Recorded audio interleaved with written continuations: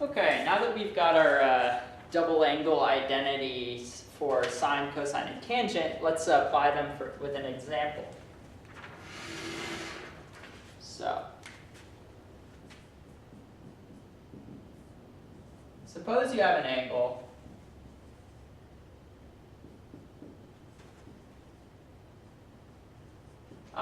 and the angle is between pi over 2 and pi.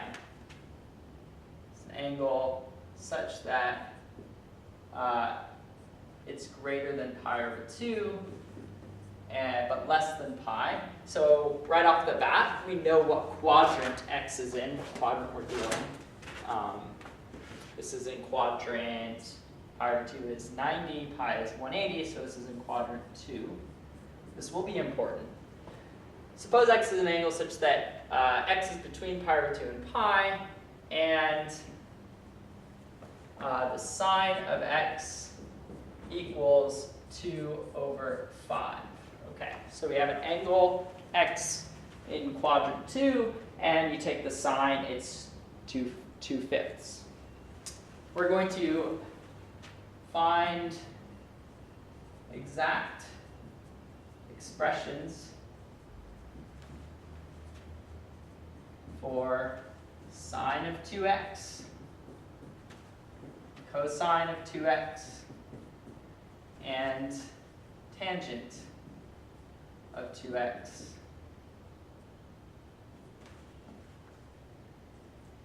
And determine the quadrant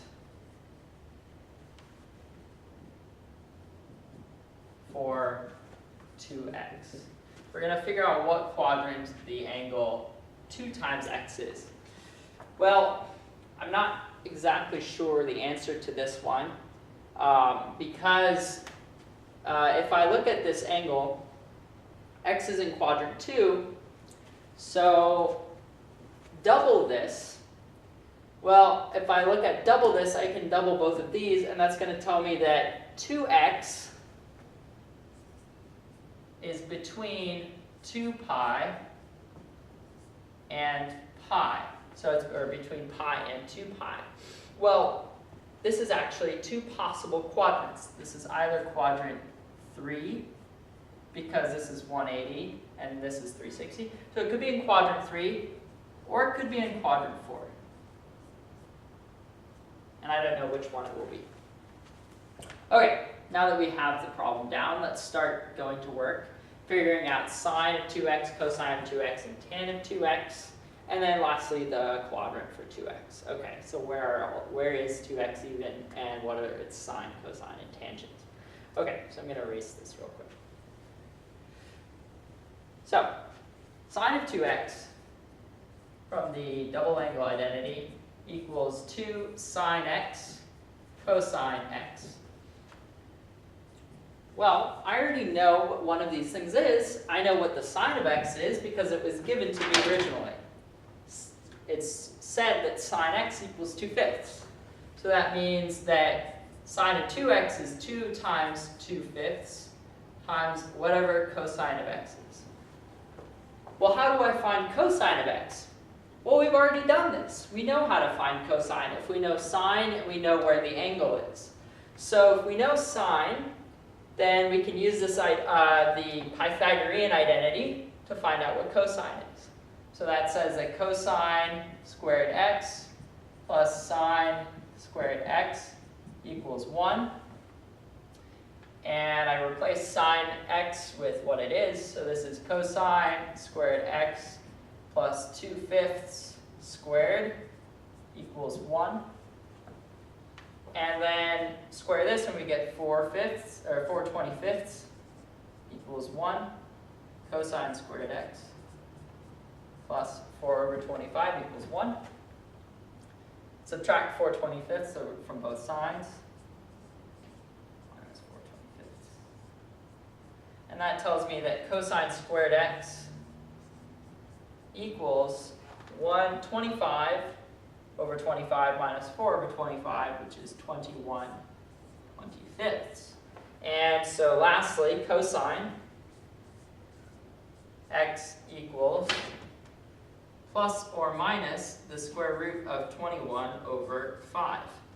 And now I have to make the decision, which root do I take? Do I take the positive root or do I take the negative root? Well, if we remember where x is in quadrant 2, and in quadrant 2, draw a picture. Quadrant 2, the cosines are negative and the sines are positive, as sine is positive. So that means the cosine must be the negative root. So I just throw away the positive one, and that gives me what cosine is, cosine of x. And then I just replace cosine of x with negative root 21 over negative root 21 over 5. So this equals 2 times 2/5 times negative root 21 over 5, which is multiplying everything together, 2 times 2 times 8, so this is negative 4 root 21 divided by 25. And that is what sine of 2x is.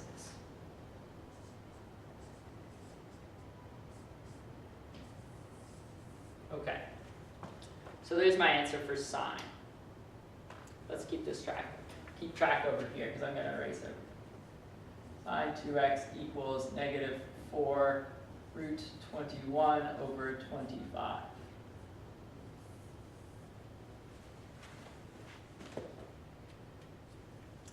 Okay.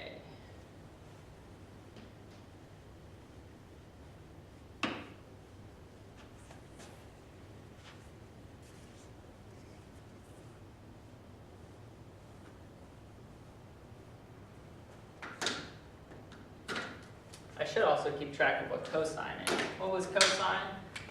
Cosine of x equals negative root 21 over 5. That's right.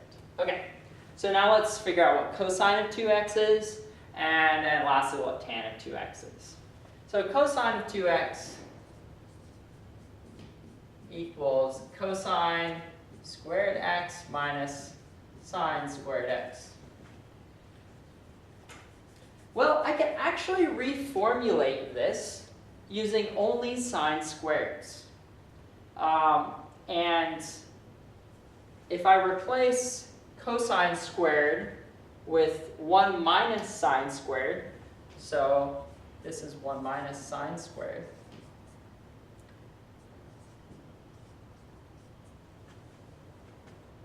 this comes from the Pythagorean identity. You've already done this quite a bit last week when we were proving one trigonometric expression equal to another.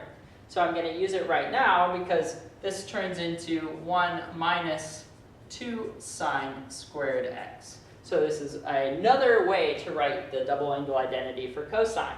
Well, why would I write it like this? Well, because I know what sine x is.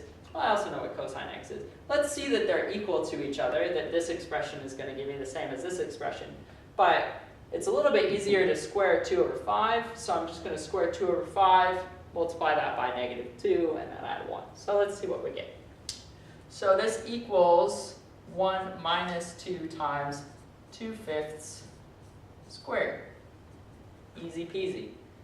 2/5 squared is 4 over 25, so this is 1 minus 2 times 4 over 25, which is 1 minus 8 25ths, which is 25 minus 8, 17.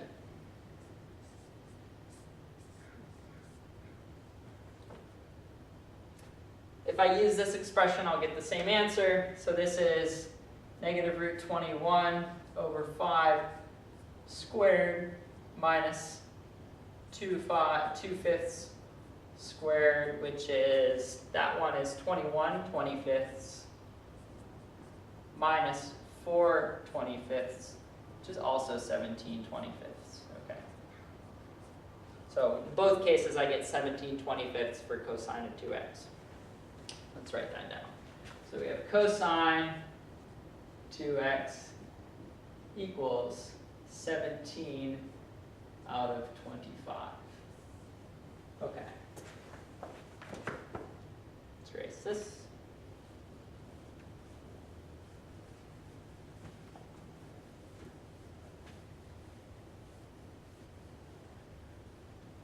Okay, so now we know sine of 2x and cosine of 2x, so we can answer both what is the tangent and what is the quadrant that 2x is. Well, 2x, let's see, if I look, my sine is negative and the cosine is positive. So where is that? The sine is negative and the cosine is positive. So remember, x was up here originally, and when we double it, it could be in either of these two quadrants down here. It could be in quadrant 3 or quadrant 4. Turns out we get negative sine, positive cosine, so it's in quadrant 4 somewhere. So this is where 2x is. 2x is here. Somewhere in quadrant 4. So the answer for this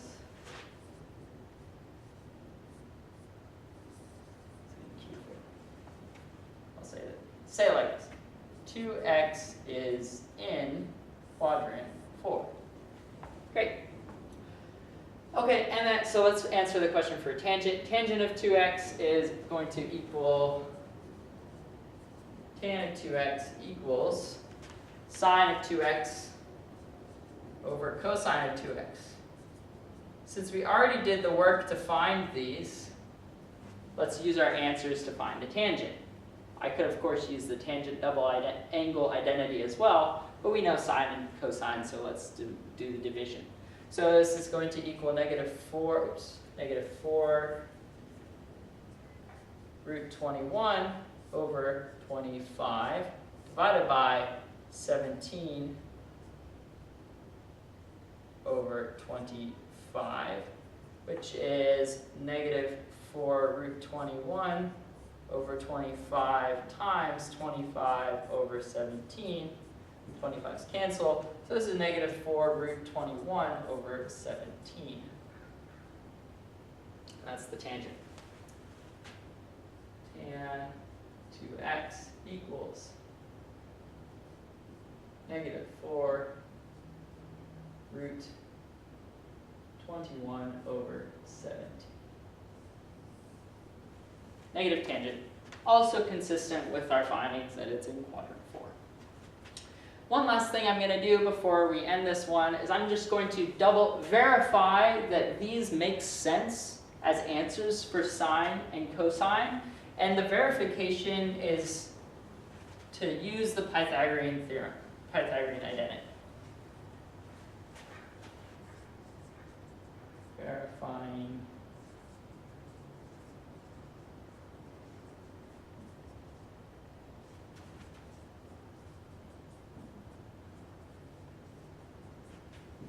Okay, I'm going to verify these answers using the Pythagorean identity.